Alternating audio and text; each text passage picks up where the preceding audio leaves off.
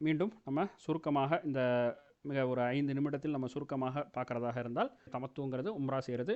உம்ரா அப்படிங்கிறது உம்ராக்கு முன்னாடி நம்ம நகம் வெட்டி அங்கமுடிகளை களைந்து குளித்து உடை அணிந்து மீகாத்தில் அல்லது விமானத்தில் அல்லது ரூமில் வச்சு லப்பைக் உம்ரத்தன் அப்படின்னு சொல்லி நம்ம உம்ராவுக்கான நியத்தை வச்சு நம்ம தல்பியாவை ஓத ஸ்டார்ட் பண்ணணும். ஸ்டார்ட் பண்ணி ரூமுக்கு வந்ததுக்கப்புறம் சிறிது ஓய்வு எடுத்து பிறகு தல்பியாவை சொல்கிறதை நிறுத்தி கொள்ள வேண்டும். அந்த நேரத்தில் பிறகு உதுவுடன் நம்ம தவாஃப் செய்கிறதுக்கு போகணும். அந்த நேரத்தில் நம்ம தல்பியா சொல்ல மறுபடியும் ஸ்டார்ட் பண்ணி மஸ்ஜிதுல் ஹரம்குள்ளே போகும்பொழுது அதுக்கான ஒழுங்குடன் போய் பிறகு தவாஃப் செய்ய ஸ்டார்ட் பண்ணணும். தவாஃப் செய்யும் பொழுது ஆண்கள் இர்திபா அப்படிங்கிற அந்த நிலைக்கு மாறிக்கொள்ள வேண்டும். 3 சுற்றுகள் ரமல் செய்ய வேண்டும். அதன் பிறகு மக்காமு இப்ராஹிம் அந்த இடத்துல தொழுது கொள்ள வேண்டும். ஜம்சம் நீர் குடித்து கொள்ள வேண்டும். சாயி செய்து கொள்ள வேண்டும். அந்த நேரங்களிலெல்லாம் அதுக்கார்கள் துவாக்கள் செய்து கொள்ள வேண்டும். அந்த சாயியுடைய அந்த நேரத்தில் அந்த ஆண்கள் மட்டும் அந்த பச்சை விளக்கிட்ட அந்த பத்தனுல் வாதிங்கிற அந்த பகுதியில் ஓடிக்கொள்ள வேண்டும். பெண்கள் நடந்து செல்ல வேண்டும். தவாஃபுடைய விஷயங்கள் மாதவிடாயாக இருக்கக்கூடிய பெண்களுக்கு பொருந்தாது. சாயி அவர்கள் செய்து கொள்ளலாம். தலைமுடியை அதேபோல இறுதியாக தலைமுடியை மலித்தல் அல்லது சிரைத்தல் செய்து கொண்டு பெண்கள் சிறிதளவு நுனியளவு வெட்டி கொண்டு அதன் பிறகு எஹ்ராமை கலைந்து விடுவது உம்ராவை முடிவடைகிறது. பிறை 8க்கான இபாதத்து எஹ்ராம் அணிகிறோம். ஹஜ்ஜுக்காக எஹ்ராம் அணியும் பொழுது அதே மாதிரி நகம் வெட்டி கொண்டு எஹ்ராமுக்கு முன்னாடி நகம் வெட்டி அங்கமுடிகளை கலைந்து கொண்டு குளித்து எஹ்ராம் உடை அணிந்து ரூமில் வச்சு லப்பைக்க ஹஜ்ஜன் அப்படின்னு சொல்லி நம்ம அந்த இடத்துல வச்சு நியத்து வச்சிடணும். எங்கே தங்கியிருக்கிறோமோ அந்த இடத்துல அங்கே வச்சு அதுக்கப்புறம் தல்பியா சொல்லி லுஹருக்கு முன்பு மினாக்கு போயிடணும். மினாக்கு போய் அங்கே தொழுகையை கசர் செய்யணும், ஜம்மு செய்யக்கூடாது. அங்கே அதுக்காரலையும் துவாக்களையும் ஈடுபடணும். அடுத்தது பிறை 9. பிறை 9 அரஃபா. அரஃபாவில் லுஹருக்கு முன்னாடி அரஃபா போயிடணும். அரஃபா போய் லுஹரையும் அசரையும் ஜம்மு செய்யணும். கிபிலாவை முன்னோக்கி துவா செய்யணும். எப்போ வரைக்கும் செய்யணும்னாக்கா மகரிப் வரைக்கும் செய்யணும். மகரிப் முடிஞ்சுட்டு அன்றைய இரவு அதாவது முஸ்தலிஃபா செல்லணும். முஸ்தலிஃபா சென்று அங்கே மகரிபையும் இஷாவையும் ஜம்மு கசர் செஞ்சு தொழுவணும். பிறகு கற்களை அங்கே பொறுக்கிக் கொள்ளலாம் அல்லது மினாவில் கூட பொறுக்கிக் கொள்ளலாம். அங்கே உறங்கிக் கொள்ள வேண்டும். அதன் பிறகு பிறை 10. பிறை 10ங்கிறது ஜமராத்தில் கல்லெறிகிற நேரம். அது எப்போ எறியணும்? ஃபஜரை முதல்ல தொழுவணும். தொழுதுட்டு அங்கே மஷ்ஷருல் ஹராம் வானம் வெளுக்கின்ற வரை அந்த இடத்துல இருக்கலாம். இருந்து சூரியன் உதயமாகிறதுக்கு முன்பு அந்த இடத்துல இருந்து கிளம்பி ஜமராத்துக்கு கல்லெறிய வரணும். அந்த பயணத்திலெல்லாம் நம்ம தல்பியா சொல்லி கொண்டு இருக்க வேண்டும்.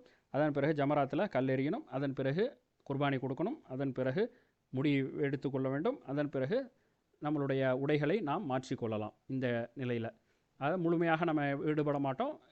டெம்பரரியாக முதல் நிலையில் நம்ம எஹ்ராமிலிருந்து விடுபடுவோம். அதன் பிறகு நம்ம அன்றைய தினத்தில் நம்ம தவாஃப் இஃபாதாவையும் சாயியும் நம்ம காபத்துல்லாக்கு போய் நம்ம அதை ரெண்டுத்தையும் செஞ்சிடணும். அதன் பிறகு முழுமையாக நம்ம எஹ்ராமிலிருந்து விடுபட்டவர்களாகவும் பெருநாள் தினத்தன்று மகரிபுக்குள்ளே நம்ம திரும்பிடணும். அப்போ 11வது இரவு ஆகிடும். அந்த இரவில் நம்ம மினால தங்கணும். அடுத்த நாள் ஜமராத்துக்கு நம்ம கல்லெறியணும். கல்லெறிகிற நேரம்ங்கிறது லுஹருடைய நேரம். அந்த நேரத்தில் நம்ம 3 ஜமராத்துக்கும் கல்லெறிஞ்சிட்டு முதல் 2 ஜமராத்துக்கு துவா செய்வோம். அடுத்த ஜமராத்துக்கு கல்லெறிஞ்சிட்டு துவா செய்யாமல் நம்ம மினாவுக்கு வந்துடுவோம். மினாவில் மறுபடியும் தொழுகைகளை நாம் ஜம்மு செய்யாமல் கசர் மட்டும் செய்து நாம் தொழுது கொள்வோம். அடுத்த நாள் 12வது இரவில் தங்கி அடுத்த நாள் 12 பகலில் நம்ம கல்லெறியணும். திருப்பி 13 இரவில் தங்குறவங்க மகரிபில் அங்கே இருக்கணும். அதுக்கு முன்னாடியே கிளம்புறவங்கிறவங்க மகரிபுக்கு முன்னாடி கிளம்பிடலாம்.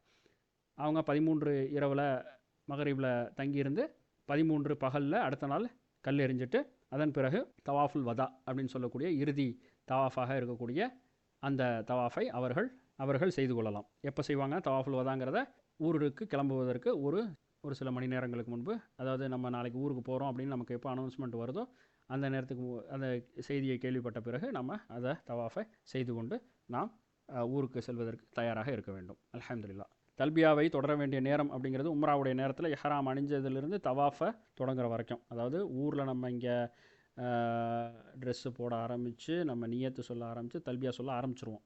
நியத்து நம்ம ஃப்ளைட்லேயோ அல்லது மீகாத்துடைய எல்லையிலையோ நம்ம வைப்போம். அந்த நேரத்துலேருந்து நம்ம தல்பியா சொல்ல தொடங்கி காபத்துல்லாவில் நாம் தவாஃப் செய்ய தொடங்குறது வரைக்கும் தல்பியா சொல்லிக்கிட்டே இருக்கணும்.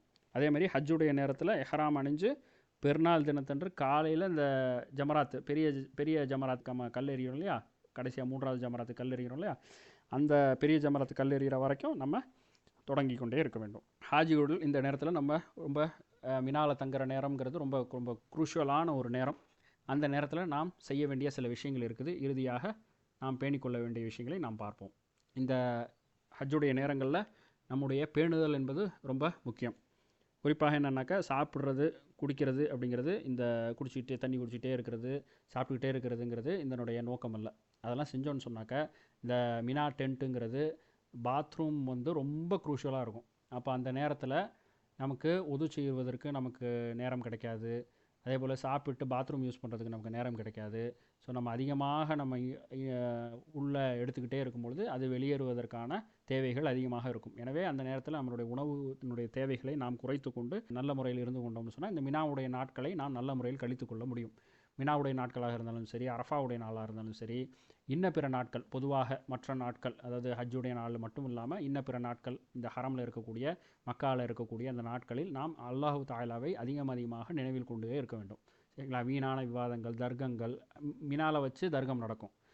தொழுவையை குறைச்சி தொழுவுறதா இல்லை கூட்டி தொழுவுறதா, அன்றைக்கி ஏதாவது வெள்ளிக்கிழமை ஆயிடுச்சுன்னா அந்த வெள்ளிக்கிழமையை எப்படி கொண்டு செல்வது, ஹுத்பா வைக்கிறதா இல்லை ஹுத்பா வைக்காமல் ஜுமா லோஹர் தொழுகிறதா, இப்படின்னு பல விதமான சண்டைகள் விவாதங்கள் இருக்கும்.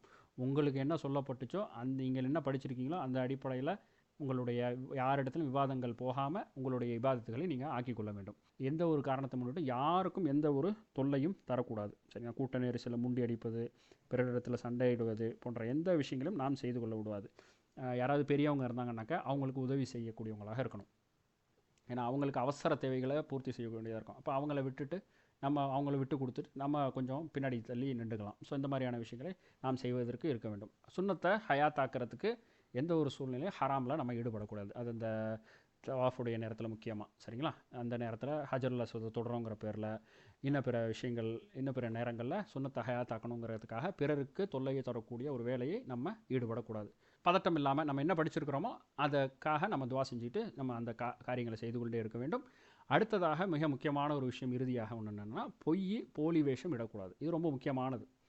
என்ன நடக்கும் அப்படின்னு சொன்னால், இறுதியாக இந்த விஷயத்தை மட்டும் சொல்லிக்கிறோம். அதாவது ஹரமில் ஒரு சட்டம் போட்டிருப்பாங்க, அந்த நாடு ஒரு சட்டம் போட்டிருக்கும். என்ன போட்டிருக்கோம்? ஆண்கள் உம்ரா ட்ரெஸ்ஸில் இருக்கக்கூடியவங்க, அதாவது எஹ்ராமுடைய ட்ரெஸ் அந்த ஒயிட் அண்ட் ஒயிட்டில் இருக்கக்கூடியவங்களை மட்டும்தான் மத்தாஃப்னு சொல்லக்கூடிய கீழே அங்கே அனுமதிக்கப்படுவாங்க. சரிங்களா? கீழே அவங்க அனுமதிக்கப்படுவாங்க. நீங்கள் சாதாரண ட்ரெஸ்ஸில் கந்தூராலேயோ அல்லது ரெகுலர் ட்ரெஸ்ஸில் நம்ம வேஷ்டி சட்டையிலையோ அல்லது நார்மல் பேண்ட் ஷர்ட்லேயோ அந்த மாதிரி நம்ம ரெகுலராக போடுற அந்த ட்ரெஸ்ஸில் நம்ம இருந்தோம்னாக்க, அதாவது எப்போ சொல்கிறேன்னா ரெகுலர் டேஸில் சொல்கிறேன், இந்த ஹஜ்ஜுடைய நாட்கள் அல்ல. ஹஜ் அல்லாத இப்போ உம்ரா முடிச்சுட்டு கொஞ்சம் கேப் இருக்கும். அதேமாதிரி இந்த பிறை 13 வரைக்கும் ஹஜ்ஜை முடிச்சுட்டு நம்ம கொஞ்ச நாள் மக்காவில் இருப்போம். அந்த நாட்களில் சும்மா இருக்கக்கூடிய நாட்களை சொல்கிறேன். அந்த நாட்களில் நம்ம ஹரமுக்கு போகும் பொழுது நம்ம கீழே தவாஃபுக்கு போனோம்னா நம்மளை விட மாட்டாங்க. ஏன்னா நம்ம வந்து எஹ்ராம் ட்ரெஸ்ஸில் இல்லைங்கிறதுனால. அப்போ நம்ம அதுக்காக என்ன செய்யக்கூடாதுன்னா, போலியாக உம்ரா செய்யாத நம்ம உம்ரா செய்கிறங்கிற மாதிரி நம்ம போலியாக நம்ம வேடம் விட்டுட்டு எஹ்ராம் ட்ரெஸ்ஸை போட்டுட்டு நம்ம போகக்கூடாது. நம்ம வந்து அதில் நியாயம் கற்பிக்கக்கூடாது. இந்த இடத்துல போய் இபாதத்தை செய்யக்கூடாதுன்னு இவங்க யார் நம்மளை தடுக்கிறதுக்கு, இவங்க என்ன அல்லாஹ்வா, இப்படிலாம் நம்ம பேசிகிட்டு இருக்கக்கூடாது. அந்த மக்களுடைய பாதுகாப்புக்காக சில சட்டங்கள் விதிச்சிருக்கு. இந்த ட்ரெஸ்ஸை போட்டு வந்தால் இங்கே போங்க, இல்லைன்னா மேலே போங்க, ஃபஸ்ட் ஃப்ளோர் போங்க, டாப் ஃப்ளோர் போங்கன்னு சொல்லி மேலே அனுப்பி விடுது. நம்ம இந்த மாதிரியான நம்ம போயிருக்கக்கூடிய புனிதமான இடத்துக்கு அந்த நேரத்தில் நம்ம உம்ராவுடைய ட்ரெஸ்ஸில் நம்ம இருந்தோம்னா அங்கே கீழே போகணும். அப்படி இல்லைன்னா நமக்கு எந்த இடத்துல போக சொல்கிறாங்களோ அந்த இடத்துல போய் நம்ம இபாதத் செஞ்சுக்கணும். உண்மையிலே கீழே நம்ம தவாஃப் செய்யும்போது கிட்டத்தட்ட ஒரு அரை மணி நேரம் 40 நிமிஷத்துக்குள்ளே நம்ம தவாஃப் செஞ்சிட முடியும்.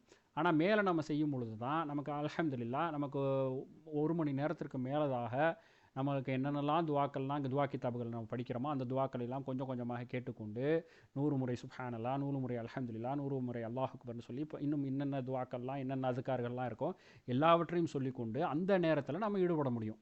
சரிங்களா? அந்த நேரத்தில் நம்மளால் ஈடுபட முடியும். அப்போது தவாஃபை மேலே சுற்றுறதுக்கு நம்ம அலுப்புப்பட்டுட்டு அல்லது நம்ம கீழே காபத்துல்லாவை தொடணுங்கிற அந்த நோக்கத்துக்காக போலியாக எஹ்ராம் உடை அணிந்து போகக்கூடாது. இதில் 2 பிரச்சனை இருக்குது. ஒன்று, நம்ம பொய் சொல்கிறோம். இன்னொன்று, உண்மையிலேயே உம்ராவுடைய நியத்தோடு ஒருத்தர் வந்திருப்பார்.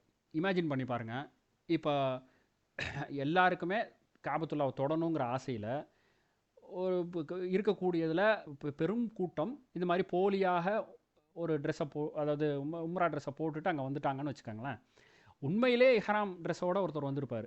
அப்போ அவருக்கு என்ன ஆகும்னாக்கா அங்கே வாய்ப்பு மறுக்கப்படும். அவர் என்ன செஞ்சுருவாங்கன்னாக்கா, இங்கே கூட்டம் அதிகமாக இருக்குது, அதனால் நீங்கள் மேலே போயிருங்க அப்படிம்பாங்க. அப்போ அவர் உண்மையிலேயே எஹ்ராமுடைய ட்ரெஸ்ஸில் உம்ரா செய்யணுங்கிற முதல் முறை உம்ரா செய்கிறதுக்காக அவர் வந்திருப்பார்.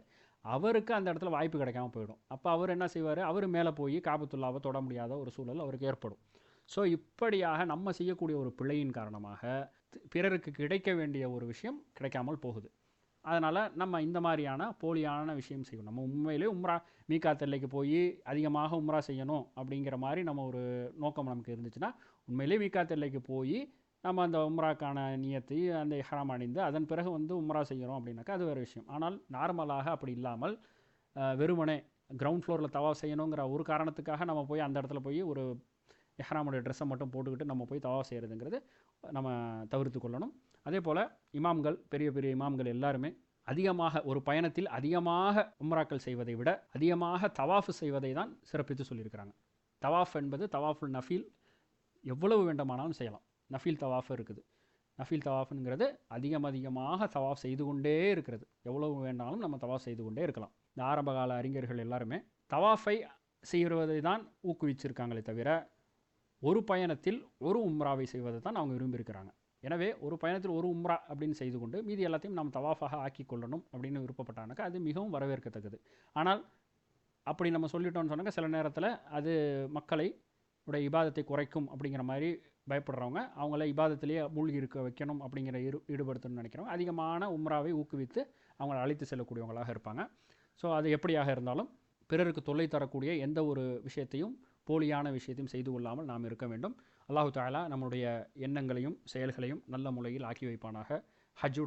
ஹஜ்ஜுக்கு செல்லக்கூடியவர்கள், அந்த ஹஜ்ஜுக்கான ஏற்பாடுகள் செய்யக்கூடியவர்கள், அதற்கு பின்னாடி உழைப்பை செலுத்தக்கூடியவர்கள் என்று இந்த ஹஜ்ஜுக்காக நம்முடைய ஹஜ்ஜை ஹயாத்தாக்க வேண்டும் என்பதற்காக, நல்ல முறையில் நாம் ஹஜ்ஜு செய்ய வேண்டும் என்பதற்காக நமக்கு உதவக்கூடிய எல்லாருக்கும் நாம் துவா செய்யக்கூடியவர்களாக இருக்க வேண்டும். நம்முடைய எண்ணங்களையும் நம்முடைய செயல்களையும் அல்லாஹு தஆலா ஏற்றுக்கொள்வானாக. நல்ல காரியங்களை அனைத்தையும் அல்லாஹு தஆலா நம்ம அனைவருக்கும் லேசாக்கி வைப்பானாக. அனைத்து பாவங்களையும் நம்மை மன்னிப்பானாக. நம்முடைய ஹஜ்ஜுக்களை ஏற்றுக்கொண்டு நம்முடைய இபாதத்துகளை ஏற்றுக்கொண்டு ரப்புல் ஆலமீன் நமக்கு சொர்க்கத்தை பரிசாக ஆக்கி வைப்பானாக. அவனுடைய பொருத்தத்தை பெற்றக்கூடிய மக்களாக அல்லாஹ்வுடைய தூதர் ஸல்லல்லாஹு அலைஹி வஸல்லம் எவ்வாறு நமக்கு ஒரு இபாதத்தை காட்டி தந்தார்களோ அவ்வாறு செய்யக்கூடிய தௌஃபீக்கை ரப்புல் ஆலமீன் நம் அனைவருக்கும் தருவானாக.